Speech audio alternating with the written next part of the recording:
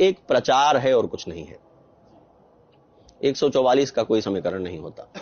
मतलब जैसे लोगों में ये भावना आई ना कि ना हमारे पहले की हमारी पीढ़ी जा पाई है, ना हमारे बाद की पीढ़ी जा पाएगी, इस वजह से लोगों में और उत्सुकता रही। ये धर्म नहीं है। धर्म वो है जो हमारे पहले की पीढ़ियों ने भी किया है, हमारे बाद की पीढ़ियां भी करती रहेंगी। क्या है धर्म? धर्म है जो सनातनता में विद्यमान है, जीवन के मूल चरित्र को धारण करने वाली शक्ति। धर्म है अपने स्वरूप की रक्षा करने की प्रतिज्ञा। धर्म है हम अपने आप को जो कहते हैं उसे चरितार्थ करने के लिए सभी कठिनाइयों का अंगीकार। धर्म नंबर्स में, धर्म उन्माद में, धर्म कौतुक में घटित नहीं होता, उसको तमाशा कहते हैं, उसे खेल कहते हैं।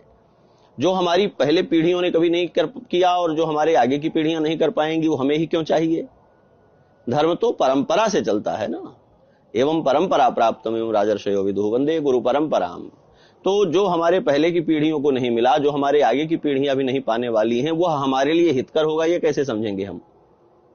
क्योंकि शास्त्र तो ये कहते हैं कि जिसमें पूर्वज गए हैं, जिसमें हमारे के पहले लोग गए हैं और उन्होंने परखा है, उन्होंने इसकी प्रामाणिकता के बारे में कोई अपनी सम्मति दी है, वही हम अंगीकार करें, फिर हम परखें अपने देश काल में, और अब तक यदि उसकी चरितार्थता बाकी हो तो इसे आने वाली पीढ़ियों के लिए छोड़ जाएं।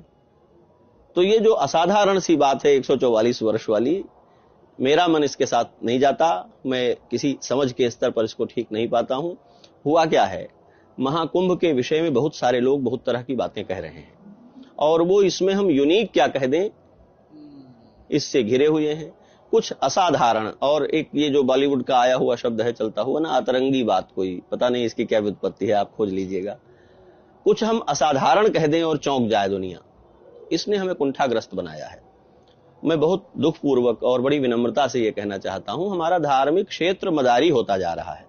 हम जादू दिखाने में व्यस्त हो गए हैं, और धर्म जादू को निरस्त करने में चरितार्थ होता है।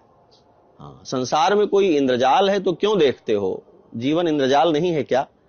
बोध के द्वारा जिन बातों को रोज निरस्त किया जाता है, अभ्यास के द्वारा फिर उन्हीं में लिपटे पड़े हैं, यही तो इंद्रजाल है।